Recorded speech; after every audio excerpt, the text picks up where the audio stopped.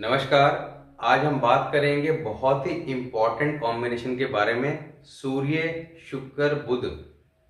अब सूर्य शुक्र बुध का कॉम्बिनेशन अगर कुंडली के किसी भी हाउस में बना हुआ है तो किस तरह का अशुभ फल देगा। क्यों देगा? क्योंकि यहाँ पर सूर्य और बुध आपस में मित्र हैं और बुध और शुक्र आपस में मित्र हैं। अब तीनों के कॉम्बिनेशन में बुध क्या करेगा? यहाँ पर सूर्य का साथ देगा और सूर्य क्योंकि शुक्र का शत्रु है तो यहाँ पर बुध सूर्य के साथ होकर शुक्र को खराब करेगा। शुक्र क्या है? पत्नी। शुक्र क्या है? Married life. तो मैरिड लाइफ में प्रॉब्लम। अब किस तरह की प्रॉब्लम आएंगी, कब आएंगी, उन सब के बारे में बात करेंगे। और क्या परफेक्ट रेमेडी, क्योंकि सबसे इंपॉर्टेंट बात यह है कि प्रोटेक्शन नहीं है, सबसे इंपॉर्टेंट है रेमेडी। कि प्रोडिक्ट तो कर दिया कि ऐसा होगा या वैसा होगा और वो देख भी लिया, मगर क्या उसका इलाज है? 100% उसका इलाज है। यहाँ पे जो रेमेडी बताई जाएगी उन रेमेडीज को टाइमली अगर फॉलो कर लेंगे, क्योंकि कुछ रेमेडी आपने शादी से पहले करनी है, कुछ शादी के टाइम पे करनी है और कुछ बाद में करनी है।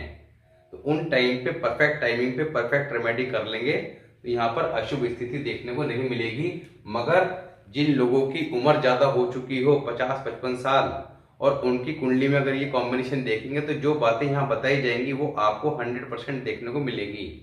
अब यहाँ पर सूर्य शुक्र बुध के कॉम्बिनेशन में डबल सूर्य काउंट होगा। क्यों होगा? क्योंकि मसनूही प्लैनेट के टॉपिक में हमने आपको बताया था कि शुक्र और बुध इजिकल टू सूर्य। शुक्र और बुध इजिकल टू सूर्य। जो लोग फर्स्ट टाइम वीडियो देख रहे हैं उनको जानकारी के लिए बता दें कि मसनूही प्लैनेट रेड बुक का एक मोस्ट इंपॉर्टेंट पार्ट है, जिससे हम प्लैनेट को एग्जैक्टली समझ सकते हैं कि कोई प्लैनेट कुंडली के अंदर शश योग, मालवीय योग या किसी प्रकार का अच्छा योग बना रहा है मगर उसके रिजल्ट क्यों नहीं मिल रहे हैं। उसके पीछे ग्रामर के जो टॉपिक कराए हैं वो बहुत इंपॉर्टेंट रोल प्ले करते हैं। सबसे खास बात यह है कि यहाँ पर मसनूही प्लैनेट के साथ साथ सैक्रिफाइस ऑफ प्लैनेट के नाम से एक वीडियो बना रखा है। उस वीडियो को अगर आप देखेंगे तो आपको एग्जैक्टली ये क्लियर हो जाएगा कि हमारा ये प्लैनेट कुंडली के अंदर बहुत अच्छा दिखाई दे रहा है मगर उसके रिजल्ट क्यों नहीं मिले। और अपने प्लैनेट के रिजल्ट जब हमें नहीं मिलते तो हम दुनिया भर की वीडियोस चेक कर डालते हैं और हमें समझ नहीं आता कि कारण है क्या परेशानी का, कि उसका प्लेसमेंट अच्छा होने के बावजूद भी, जैसा कि वहां बताया जा रहा है अदर वीडियोस में कि यहाँ पर ये ऐसे फल देगा वैसे फल देगा, मगर मिले क्यों नहीं।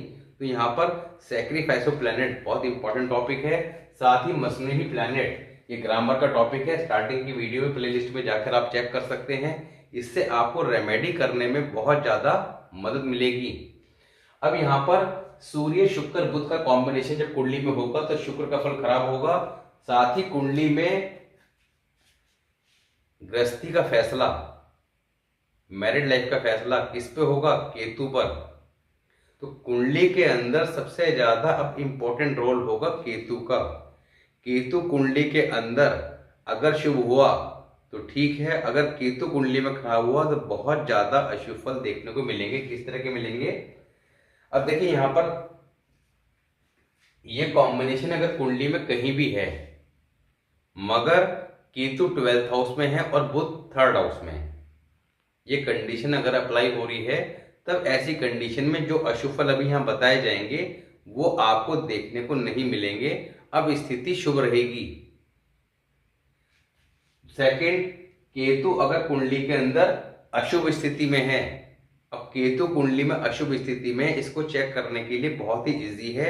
आपने सिंपली क्या करना है, केतु के 12 हाउसेस के ऊपर प्ले लिस्ट में वीडियो अवेलेबल है। आपने अपने केतु को चेक करना है कि आपका केतु कुंडली के किस हाउस में है। उस हाउस से रिलेटेड वीडियो में जाकर शुभ या अशुभ स्थिति दोनों को चेक कर लेना है। अब वहां पर दोनों स्थितियों को बारे में बात की गई है, दोनों में से एक आपको मैच करती दिख जाएगी तो आपको यह समझ में आ जाएगा कि आपका केतु कुंडली में शुभ है या अशुभ है। साथ ही वहां पर एग्जैक्टली रेमेडी बताई गई है। इसके अलावा राहु और केतु क्योंकि सर्वाधिक पापी ग्रह की श्रेणी में आते हैं तो इनके ऊपर अलग से भी वीडियो है, अंडरस्टैंड राहु अंडरस्टैंड केतु। क्यों बनाई है? ताकि आप इन पापी ग्रहों को बहुत बारीकी से समझ जाएं, डीपली एनालाइज कर लें कि आपकी कुंडली में कैसा है, और जो सारे सिम्टम्स वहाँ बताए गए हैं वो आपको 101% मैच करते मिलेंगे। मगर चिंता की बात इसलिए नहीं है क्योंकि वहाँ पर रेमेडी भी बताई गई है। उन रेमेडीज को अगर आप फॉलो करेंगे तो आप अपने केतु को कुंडली के अंदर अच्छी पोजीशन में ले आएंगे, ठीक कर लेंगे, और केतु ठीक हो जाएगा तो यहाँ पर ये कॉम्बिनेशन के जो अशुभ फल बताए जाएंगे वो काफी ज्यादा ठीक अपने आप ही हो जाएंगे। साथ ही इस कॉम्बिनेशन के लिए स्पेसिफिक जो रेमेडी यहाँ बताई जाएगी उसको ही फॉलो कर लेंगे तो फिर ये शुभ स्थिति में आ जाएगा और अच्छे रिजल्ट देगा। अब अगर केतु कुंडली के अंदर यहाँ पर अशुभ स्थिति में हुआ इस कॉम्बिनेशन के समय में, तो यहाँ पर ऐसे व्यक्ति के सामान्यता देखा यह गया है कि औलाद या तो होगी ही नहीं। डिपेंड करता है केतु कुंडली में कितना खराब है, क्योंकि यहाँ आपको बार बार बताते हैं कि कोई भी प्लैनेट कुंडली के अंदर कितने परसेंट खराब है। 100% है, 80% है, 50% है, 30% है। जब तक आप वो चेक नहीं करेंगे तो एग्जैक्टली प्रिडिक्ट नहीं कर पाएंगे। दूसरा, ऐसे व्यक्ति के अगर केतु बहुत ज्यादा खराब हुआ तो औलाद होगी नहीं, यानी कि औलाद से मतलब यहाँ लड़के की पैदाइश की बात की जा रही है, तो यहाँ पर बेटे की पैदाइश में दिक्कत अवश्य आएगी। साथ ही अगर बेटा हुआ भी तो 40 साल की आयु के आसपास जाके ये स्थिति देखने को मिलेगी। तो ऐसे व्यक्ति को बेटे की लेकर चिंता की स्थिति देखने को निश्चित तौर पर मिलने वाली है। अब अगर ये कॉम्बिनेशन लड़की की कुंडली में है, तब लड़की की कुंडली में है तो बेटे की पैदाइश पर, लड़की की कुंडली में ध्यान से समझिएगा, बेटे की पैदाइश पर, और अगर लड़के की कुंडली में है तो बेटी की पैदाइश पर। लड़की की कुंडली में लड़के की पैदाइश पर और लड़के की कुंडली में बेटी की पैदाइश पर। तब क्या होगा, जिस दिन बच्चा पैदा होगा उस दिन से वाइफ के बुरे दिन शुरू हो जाएंगे। अब यहां पर ग्रस्त जीवन में परेशानियां आनी शुरू, वाइफ के हेल्थ इशू, किसी न किसी कारण से बदनामगी, तलाक, जुबान यानी कि जुबान से रिलेटेड कोई ना कोई प्रॉब्लम, इनमें से कोई ना कोई चीज देखने को अवश्य मिलने वाली है। यहाँ पर अब बदनामगी का भी आपको बता दें कि बदनामगी के पीछे का लॉजिक क्या बताया गया है कि यहाँ पर बदनामगी का कारण जो है उसका कोई कजन ब्रदर हो सकता है। किसी प्रकार के यहाँ पर रिलेशन की वजह से औरत की बदनामगी के योग बनेंगे और जिसके कारण तलाक की स्थिति उत्पन्न होगी और यहाँ पर उसका जीवन पूरी तरह बर्बाद हो जाएगा। तो ये काफी ज्यादा अशुभ स्थिति बन जाती है। कई बार ऐसी कंडीशंस आपने देखी भी होगी कि शादी बहुत तरीके से करी, बहुत पैसा खर्च किया, बड़े मन से करी, मगर शादी के बाद सब कुछ खराब होता चला गया और कारण समझ ही नहीं आया, लाखों रुपया करोड़ों रुपया बर्बाद हो गया, साथ ही लाइफ अलग खराब हो गई। तो यहाँ पर आपने चीजों को अगर समय रहते देख लिया, समझ लिया और समय रहते ही रेमेडी कर ली तो ये अशुभ स्थितियां देखने को नहीं मिलेंगी। अब यहाँ पर अगर ये कॉम्बिनेशन कुंडली के 8th हाउस में है तो यहाँ पर बहुत ज्यादा प्रिकॉशन रखने की जरूरत है, क्योंकि अगर ये कॉम्बिनेशन कुंडली के 8th हाउस में हुआ सूर्य बुध शुक्र का, और ऐसे जातक का विवाह 17 या 34 वर्ष की आयु में हो गया तो यहाँ पर उसका जो जीवन साथी है, तो यहाँ पर पत्नी की जो मृत्यु है वो 3 साल के अंदर देखने को अवश्य मिलेगी, और मृत्यु भी दिन के समय किसी रोड एक्सीडेंट में होगी। तो यहाँ पर ये कॉम्बिनेशन जब कुंडली में हो तो 17 और 34 वर्ष की आयु में विवाह ही नहीं करना चाहिए, चाहे कुछ भी हो जाए। और स्पेशली अगर 8th हाउस में हो तो बिल्कुल भी, चाहे कितना ही अच्छा रिश्ता क्यों ना आ जाए, मगर 17 और 34 में विवाह नहीं करना। इसके अलावा यहाँ पर चांदी का छल्ला हाथ में पहनना बहुत शुभ रहेगा। तो जिसकी भी कॉम्बिनेशन है वो चांदी का, शुद्ध चांदी का छल्ला अपने सीधे हाथ में किसी भी उंगली में पहन सकता है, अंगूठे में पहन ले या किसी उंगली में पहन ले। दूसरा, जब ये कॉम्बिनेशन कुंडली में होगा तो यहाँ पर अशुभ स्थिति की निशानी क्या होगी कि ऐसे जातक के घर में बंद पड़े निवाड़ के गोले। अब पहले समय में चारपाई इत्यादि बुनने के लिए निवाड़ का इस्तेमाल किया जाता था। आज के समय में फोल्डिंग्स वगैरह चलते हैं, तो यहाँ पर चारपाई बनाने के लिए किसी भी तरह का जो गोले वगैरह वो बनते हैं जिससे वो बुनी जाती है। आजकल जो गांव वगैरह है वहाँ पे अभी भी इन चीज़ों का ट्रेंड है।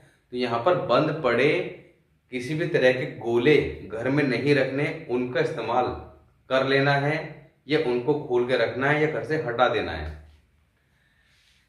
ये कॉम्बिनेशन अगर कुंडली के 3rd हाउस में है, 3rd हाउस में है और अगर शनि कुंडली में 12th हाउस में है, तो यहाँ पर इस कॉम्बिनेशन को शुभ करने के लिए आपको शनि 12th हाउस के लिए जो रेमेडी बताई गई थी उस रेमेडी को एग्जैक्टली उसी तरीके से कर लेना है कि जैसे वहां पे बताया गया है। उसमें आपको बादाम को एक लोहे के डब्बे में काले कपड़े में लपेट के बंद करके एग्जैक्टली डायरेक्शन ही बताई गई है, तो उस तरीके से कर लेना है। दूसरा, 9th हाउस में अगर ये कॉम्बिनेशन हो तब आपने क्या करना है, 7 रोटी किसी फकीर को ढूंढना है और उसको दे देनी है। ऐसा आप महीने में एक बार करते रहे तो ज्यादा अच्छा रहेगा। दूसरा, अगर 10th हाउस में ये कॉम्बिनेशन है तब यहाँ पर जातक की जो वाइफ है वो उम्र में उससे बड़ी होगी, ऐसा देखने को मिलेगा। दूसरा, अगर ऐसा व्यक्ति क्या करे, अपनी साली का रिश्ता अपने खानदान में किसी से करा दे, तो ऐसे में उस व्यक्ति को उस रिश्ते के लिए जूते ही पड़ेंगे। कई बार ऐसा होता भी है कि यहाँ पर हम रिश्ता वगैरह करा देते हैं तो भलाई की जगह काफी ज्यादा बुराई सुनने को मिल जाती है, तो वो स्थिति 100% देखने को मिलेगी। दूसरा, यहाँ पर एक इंटरेस्टिंग बात आपको ये बता देते हैं, देखिए मसनवी प्लैनेट का। अब सूर्य शुक्र बुध इज इक्वल टू क्या होगा, सूर्य, और सूर्य शुक्र इज इक्वल टू क्या होते हैं, जुपिटर बृहस्पति।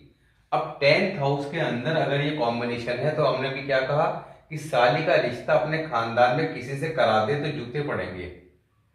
अगर यहाँ पे केवल सूर्य और शुक्र भी हो, बुध नहीं भी हो, सूर्य और शुक्र भी अगर 10th हाउस में हो, तब भी यहाँ पर ऐसे व्यक्ति को कोई रिश्ते नहीं कराने चाहिए, क्योंकि 10th हाउस में अब सूर्य शुक्र हो, देखिए ये रूल कहाँ अप्लाई होगा, सूर्य शुक्र हो तब भी, खाली अकेला बृहस्पति हो तब भी, क्योंकि सूर्य शुक्र इज इक्वल टू बृहस्पति। तो यहाँ पर अकेला बृहस्पति 10th हाउस में हो तब भी आपने ये काम नहीं करना। जिनके भी होगा, सूर्य शुक्र 10th हाउस में हो या बृहस्पति 10th हाउस में हो, और ऐसा व्यक्ति अगर इस तरह के रिश्ते वगैरह कराएगा तो यहाँ पर उसे किसी तरह की भलाई मिलने वाली नहीं है। सेकेंड, आपने करना क्या है कि ये कॉम्बिनेशन कुंडली के किसी भी हाउस में हो तो शादी के वक्त करना यह है कि लड़की की जो पिता हैं वो तांबे का एक बड़ा सा घड़ा जो है वो बड़ा होना चाहिए, छोटा नहीं होना चाहिए। कम से कम 4 से 5 लीटर का ढक्कन वाला घड़ा लें, उसमें साबुत हरी मूंग भरकर ढक्कन लगा के कली का टाका लगवा के रख लें, और जिस तरह से कन्यादान किया जाता है उसी तरह से उस घड़े का संकल्प करके दान करें और उस घड़े को जल प्रवाह कर दिया जाए, तो ये काफी ज्यादा शुभ फल देगा। मगर अगर शादी हो चुकी है तब भी आपने तांबे का बड़ा सा घड़ा, छोटा सा नहीं लेना है, बड़ा सा घड़ा लेना है, और उसमें साबुत मूंग भर के इसी तरीके से, अब यहाँ संकल्प की कोई आवश्यकता नहीं है क्योंकि शादी हो चुकी। तो शादी होने के बाद अगर आप ये कुंडली में देखते हैं किसी की और आपको इस तरह की कोई समस्या दिखाई दे रही है, नहीं भी दे रही है, तब भी ये रेमेडी करा सकते हैं। इस रेमेडी से इस कॉम्बिनेशन के शुभ फल ही प्राप्त होंगे।